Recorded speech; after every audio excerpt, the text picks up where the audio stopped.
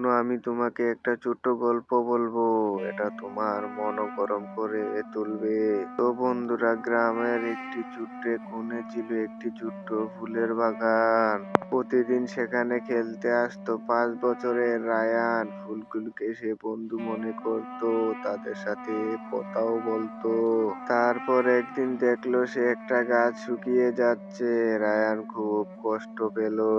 তারপর ছেলেটা দৌড়ে পানি নিয়ে এলো, গাছের গোড়ায় ঢেলে দিল। প্রতিদিনই সে নিজের ছোট্ট হাত দিয়ে যত্ন নিতে লাগলো।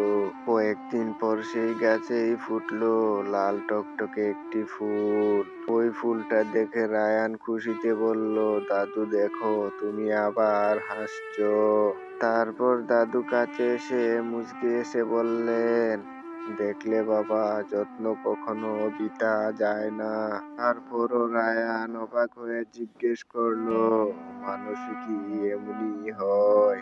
তারপর রায়ানের দাদা বললেন, হে বাবা, মানুষ ভালোবাসা পেলে এমনি হয়।